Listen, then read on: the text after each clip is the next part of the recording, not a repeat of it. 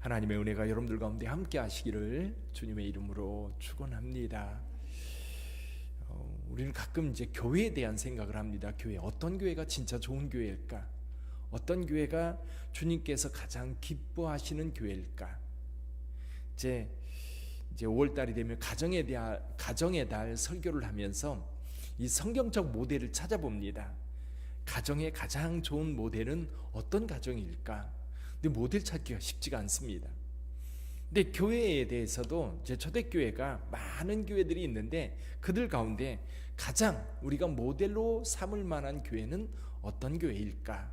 예루살렘 교회, 오늘 여기 나오는 안디옥 교회, 빌립보 교회, 또 에베소 교회, 고린도 교회, 로마 교회, 데살로니가 교회, 많은 교회들이 있는데 그 중에 오늘 우리가 이 교회들 가운데 어떤 교회를 한 샘플로 삼아서 그 교회처럼 되고 싶다라고 할 때 어떤 교회를 선정할까? 그렇게 고민할 때요, 단연 안디옥 교회입니다. 단연 안디옥 교회입니다. 안디옥 교회는 이 처음이라는 단어가요 굉장히 많이 붙는 그런 교회입니다. 처음 시작한, 물론 이제 복음이 처음 시작한 교회는 예루살렘 교회죠. 근데 예루살렘 교회는 자체적으로 굉장히 부흥하고 많은 영혼들을 구원하고 많은 역사를 이루었는데 새로운 일들을 계속해서 이루어가진 않아요. 근데 안디옥 교회 같은 경우는 계속해서 새로운 일들을 만들어가고 성령의 역사가 강력하게 이끄시는 교회가 바로 안디옥 교회였습니다. 오늘 여기 안디옥 교회에 대한 이야기가 19절 이하에 나오는데 그 바로 전 1절부터 18절까지의 내용은 10장에 있었던 고넬료의 집에서 복음을 전했던 사건에 대한 이야기가 먼저 기록되었습니다. 베드로가 안디옥 가이사랴에 있는 고넬료의 집에 가서 며칠 머물다가 예루살렘에 올라왔더니 예루살렘 교회가 난리가 난 겁니다. 베드로가 이방인과 교제했다는 것 때문에 유대인으로서 유대인의 이 거룩성을 훼손했다는 거지요. 유대인들이 이방인들과 대화도 하고 사업도 하고 여러 가지 하지만 금해진 게 있어요. 그게 뭐냐면 함께 식사하는 겁니다. 이방인과 함께 식사하는 것은 이제 하나님의 백성의 그 거룩성을 훼손했다라고 하는 거지. 그 문제가 여기에서 대두됐는데 베드로가 그 사건이 있기까지의 모든 과정을 쫙 설명하고 결론을 이렇게 내려요. 17절 한번 읽어볼까요? 17절 같이 읽어보지요. 그런즉 하나님이 우리가 주 예수 그리스도를 믿을 때에 주신 것과 같은 선물을 그들에게도 주셨으니 내가 누구이기에 하나님을 능히 맡겠느냐 하더라. 하나님의 역사에 대해서 우리가 가지고 있는 고정관념들이 있어요. 그것에 지배를 받다 보면 하나님의 역사를 따라갈 수가 없습니다. 근데 베드로가 이렇게 고백해요. 내가 누구기에 능히 하나님을 막을 수 있겠느냐. 하나님의 성령의 역사에 순종할 뿐이죠.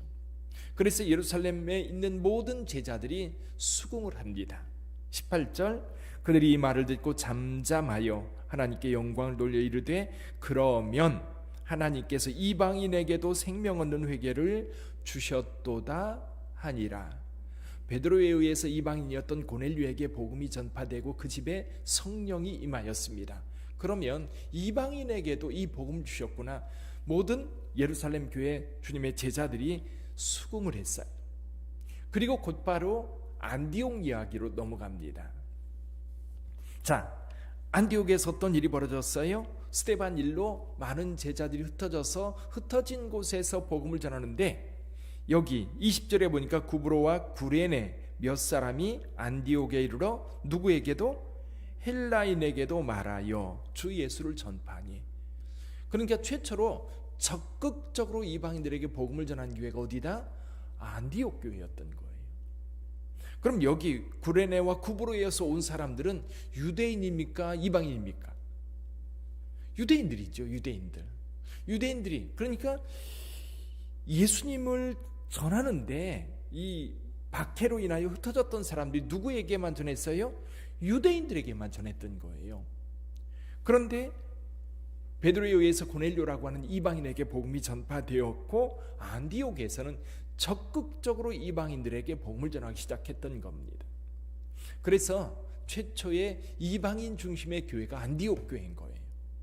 그러니까 다른 교회들은 다 유대인들이 중심이 되어서 시작됐다면, 물론 안디옥 교회도 유대인들이 있습니다. 그런데 그 구성원들이 현저하게 이방인들, 헬라인들이 이 안디옥 교회를 구성하게 되었던 겁니다. 그러니까 그동안 복음이 예수 그리스도를 통해서 유대 지역에서 전파되었습니다. 그리고 예루살렘 교회가 형성되었을 때에도 여전히 이 복음은 유대인들에게만 전해진 줄을 알았었어요. 근데 그게 아니라 이제 이 복음은 이방인과 유대인의 경계선을 넘어서, 그래서 에베소서에서 사도 바울이 그런 얘기를 해요. 이방인과 유대인들이 이제 우리 주 예수 그리스도 안에서 하나가 된 거예요. 이방인들에게도 적극적으로 복음을 전하면서 이방인 중심의 교회가 지금 안디옥 교회가 되었던 겁니다. 그리고 안디옥 교회에서요, 특별한 이름이 하나 붙어요. 어떤 이름이 붙어요? 26절에 보니까 안디옥에서 비로소 그리스도인이라 일컬음을 받게 되었더라. 비로소 그리스도인. 사실 이 그리스도인은요, 우리나라에서도 예수 믿는 사람들 옛날에 뭐라고 그랬어요? 예수쟁이라고 그랬어요. 요즘 예수쟁이라는 얘기 들어보셨어요? 못 들어봤어요. 왜 그럴까요? 왜 사람들이 예수쟁이라고 불렀을까요? 이 예수쟁이라는 말의 의미가 여러 가지가 있어요. 그중에 한 가지는 뭐냐면 약간 무시하는 거예요. 쟁이라는 말이 좀 이렇게 천시 여긴다. 근데 굉장히 놀라운 게 뭐냐면 이 예수쟁이라고 불렀던 것은 뭔가 다른 거예요. 보통 사람들과 행동도 다르고 삶의 방식도 다르고 뭔가 달라요. 달라졌어요. 이게 달라진 모습이 보이는 거예요. 구분이 되는 거예요. 저 사람 딱 보면 어때요?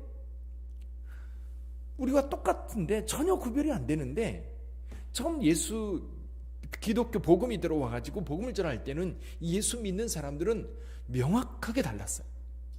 동네에서 같이 살면 누가 교회 다닌다 그러면 교회 다니는 그 사람은 확실히 달랐어요. 저희 어렸을 때 생각해 보면 우리 동네에 교회 다니는 가정이 3가정이 있었어요. 3가정이 있는데 확실히 다른 사람들하고 달라요. 말도 다르고 행동도 다르고 달라요. 근데 옛날에 시골에서 농사 지을 때 겨울만 되면 뭐예요? 술 먹고 노름하고. 근데 기독교인들은 그걸 안 해요. 예수쟁이다. 우리하고 다르다는 거예요. 이게 여기서도 마찬가지예요. 안디옥에서 그리스도인이라고 불렀던 것은 이 안디옥이라고 하는 도시에서 예수 믿는 사람들은 다른 거예요. 다르다는 의미. 근데 이게요, 처음에는 사람들이 무시하고 멸시하는 투로 그렇게 불렀지만 나중에는 존경의 대상이 되는 거예요. 예수 믿는 사람들은 거룩하거든요. 착하거든요. 하나님의 의를 이루어가는 사람들이거든요. 그래서 그리스도인이라 불렀고요. 이 이름이 오늘날도 세상 사람들로 하여금 저와 여러분들이 긍정적인 면에서 예수쟁이가 돼야 되는 거지요. 코로나 바이러스를 확산시키는 주범으로서의 그리스도인이 아니라 이 세상을 치유하고 회복하고 사람들에게 소망을 주고 그리고 사람들을 돕고 격려하고 위로하는, 이것이 바로 교회요.